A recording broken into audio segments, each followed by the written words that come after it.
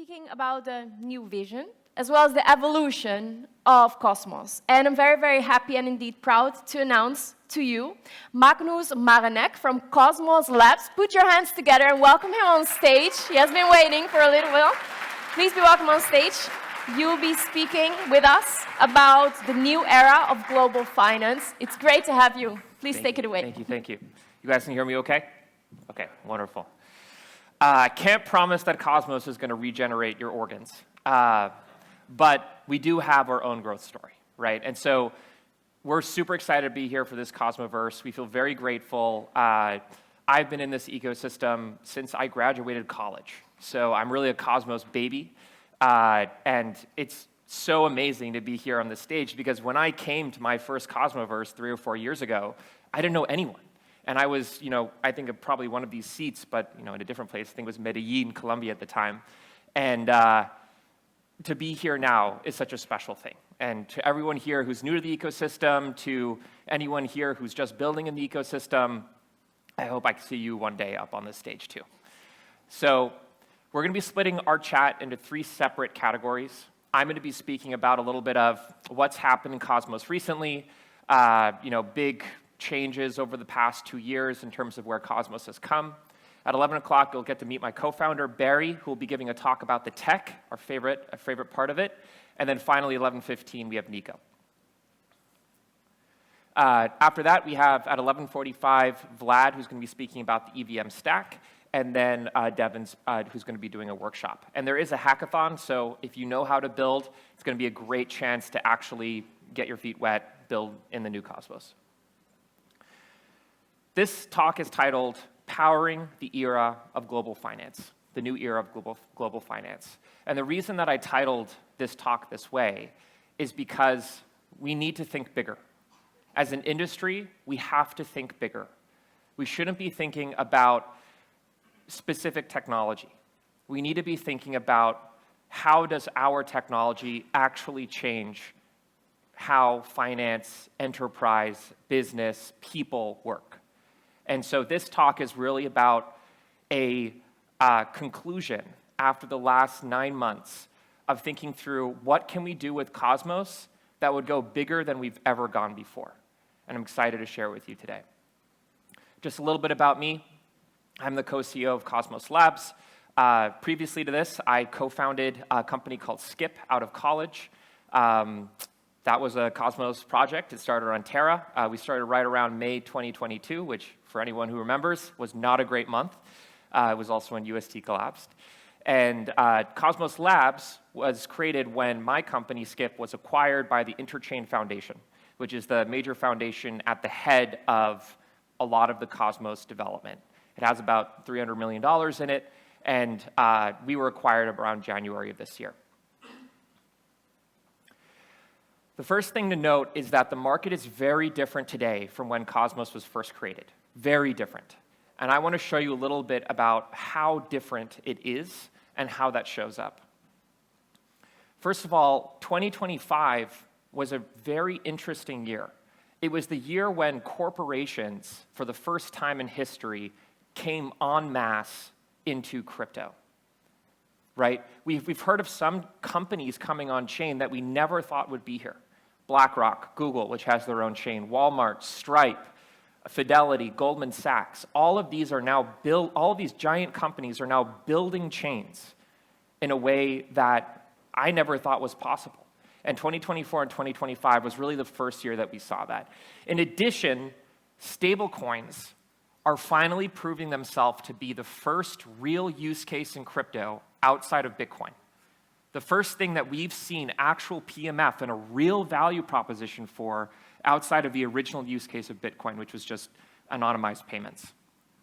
So you can see this in the numbers, right? We're seeing exponential growth in terms of stablecoin issuance, stablecoin adoption. We see multiple different major, Fortune 500 banks all speaking about it, building pilots around it. JP Morgan has Connexus, which is a multi-trillion-dollar payments network built on a stablecoin. We expect this to be the breakout moment for crypto, is stablecoins. Also, one thing that's really interesting is that these companies are not building L2s. They're not building smart contracts. they're building their own blockchains. They're building their own layer 1 blockchains. And there's a lot of reasons for that, right? The first one is it's much easier to control and de-risk your build when you have your own layer 1 blockchain. You can control your validator set. You can determine all the different modules that you have. You can own the system. This is something really important to these players. They don't trust Ethereum. They don't trust Solana. They don't trust Bitcoin even, right? Even though they're trustless systems. They want their own system. Performance. Cosmos has significantly improved on how much performance it can offer in terms of its L1 stack, right? We're seeing numbers like 10,000 to 50,000 real TPS, and that is just 10x higher than what our competitors are, right? Risk mitigation. It's much easier to define the KYC, AML, SOC 2 controls on your stack when you have your own blockchain versus when you're reliant on somebody else's.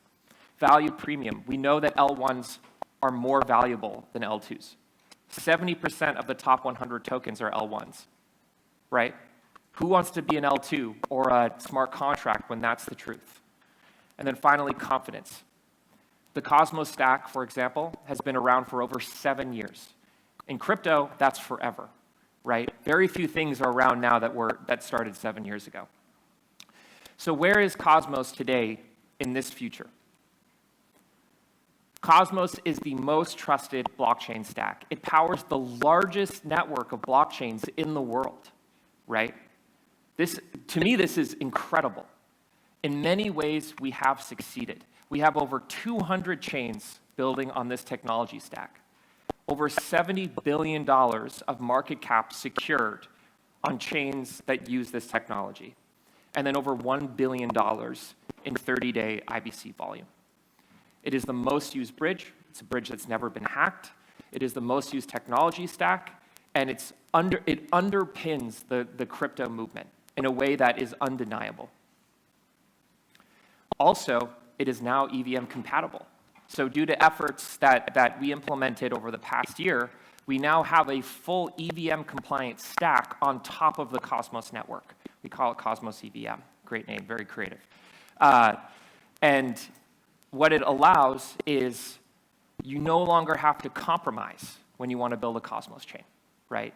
You can have all the developers you want from different ecosystems. You can have your Morpho, your Aave, your Uniswap integration. You don't have to compromise anymore. Also, companies are still choosing our stack, even today. Well, not even today, especially today. So if you look at just the past couple years, Figure Markets, which just went public, right, in a very successful IPO. Ondo announcing their Cosmos chain. XRP Ledger building a Cosmos sidechain. Programmat, which is a partnership I'll talk about in the future, also building a Cosmos chain. Lombard, which is the largest Bitcoin liquid staked issuer, building a Cosmos chain. Babylon, Nillion, Tax, Story. We are seeing the most amount of growth. More chains launched on Cosmos than any other stack in 2025 and 2024, right? Some people might say, actually I won't say, I don't believe this, but someone once said to me, I don't really see Cosmos out there that often. Well, that's because it's everywhere, right? It's under your favorite chain. I think it's worth calling out that Cosmos is not like other ecosystems, nor was it designed to be, right? We don't look like a Solana or an Ethereum. We're not measuring ourselves based off of how big a specific L1 is. We are a technology platform, and we are a movement, right? We are a technology platform because that's how we started. The original beginning of Cosmos was not an L1. It was a technology vision for Tendermint, Cosmos SDK, IBC, a new way of building technological systems that was decentralized, that was interoperable, and was not just one thing. And so we look very different from other ecosystems. We are a network of chains, sometimes connected, sometimes not, right? That is fundamentally different from Ethereum, fundamentally different from Solana, and I think is the right way to build. So we had this vision, 9 years ago, 8 years ago, that there would be hundreds of blockchains. One thing that's really interesting to me is at the time when Jae Kwon and Ethan Buckman first said that, everyone thought that was crazy because there was one chain, there was Ethereum, and there was one asset, there was Bitcoin. No one thought that you would need more. But now look at us. There's over 1,000 chains out there, right? If you go to L2Beat or you go to CoinGecko, you'll see that there's hundreds and hundreds and hundreds of L1s. And so we were right, I think, is the main point here, right? We were right to believe that the future is multi-chain. Another thing that happened this year is we really took a lot of time to expand the Cosmos story outside of America and Europe. And this is just beginning, but we spent a lot of time in Japan, we spent a lot of time in Turkey, we spent a lot of time in generally the APAC region, Korea, et cetera, because we think that this is a global movement. And what we're realizing is that crypto is not something that just exists because of US legislation or US companies. It's actually even more adopted in other places, right? This was really surprising to me. Going to Japan, I realized there are so many companies here that know about IBC. I remember the Ministry of Finance, one of the representatives came up to me at a conference and was asking me about IBC and specifically how the light client proofs work. I was like, how do you know about IBC? Like, in my opinion, that was a very niche concept, but he was very excited about it. And so 2 initiatives, just to show off for a second. Project Trinity, which you might have seen in the news. It's a Japanese and South Korean partnership where basically Toki, who I think is here somewhere, Toki, SMBC, are partnering to basically allow for cross-border transactions between the 2 countries, right? Leveraging IBC and leveraging Cosmos technology to allow for there to be a much easier corridor of stablecoin transactions between those 2 countries. Similarly, Project Pax is a collaboration between Programmat and Swift to basically integrate IBC into Swift, right? Swift is the behemoth of cross-border transactions today. And I just met a lot of the representatives in Las Vegas last week, but they're extremely interested in how IBC, which they view as the most open, most programmable interop standard, can be used in collaboration with their technology to create a much more connected world. What would it look like if you could go on Kepler or you could go on MetaMask and you could IBC funds directly to your bank account? That's what this is aiming to do, right? What would it look like if you go to your bank account and IBC funds directly to your MetaMask or your Kepler? Very different world. And this is just beginning. There's a lot of things I can't talk about today because we're under NDA. And the one thing that I want to say is that we have an incredible pipeline of folks that we are actively working with right now. An incredible pipeline. Multiple Fortune 500 companies are about to launch their Cosmos chains. And it is tough for me to be on the stage and share with you the excitement that we have over the next 3 to 6 to 9 months. But it is there. We're going to see chains in banking. We're going to see entire governments building their CBDCs on chain. We're going to see huge gaming chains with massive multi-billion-dollar IP catalogs. We're going to see asset management moving on chain. We have just begun. This is just the beginning. And why? Why Cosmos? And the main point here is that it's the right tech. It's just the better tech. Settlement, performance, customizability, gas fees, operator sets, bridging, reliability. We have things that no one else has been able to replicate. We have instant settlement, right? When you bridge funds over IBC, do you have to wait for 64 blocks or 32 blocks? No. That's incredible technology. That's actually extremely difficult to replicate. That's called fast finality. This is not something that Ethereum or Bitcoin or anyone else has. Performance. Our chains can do 1 to 10,000 TPS. Solana can do 2.5K TPS. 4x faster for one chain. Customizability. We have total customization. You can change anything you want. You can change the governance model, right? You could have KYC users govern instead of just, stakers. You can change it to be what you can have POA. You can have whatever kind of system you want. You can build your own modules for your own gas fees or your own fee markets. the operator set, you can choose, as I said, any kind of specific security model you want. Proof of work? Check. Proof of stake? Check. Proof of authority? Check. Proof of anything is what we say, right? And this is exciting because a lot of the time, companies don't have stake, right? They have a stock price. They're not about to issue a token, right? That would be very confusing to their investors. And so they need other ways of securing their blockchain. Bridging, native. Who else in crypto has their own native bridge that is built into the technology? Ethereum? No. They use Layer 0, they use Circle, they use blah, blah, blah, blah. Bitcoin? Definitely not. Very hard to bridge into and out of Bitcoin. We are the only ones who have this. This is huge. Nobody wants to be isolated, right? No company that wants to build on blockchain wants to not be able to get money in and out of their systems. That's how they're built. And so this is a huge thing. And then finally, reliability. We've been around for 10 years. I can't tell you how much that matters to these companies, right? They're not about to adopt some brand new thing that was cooked up by a bunch of, new scientists. They want something that works. And so I hear a lot of companies tell me that Cosmos is like the Sherman tank, right? It's reliable and it packs a punch. And so that's really where we get a lot of our credibility from.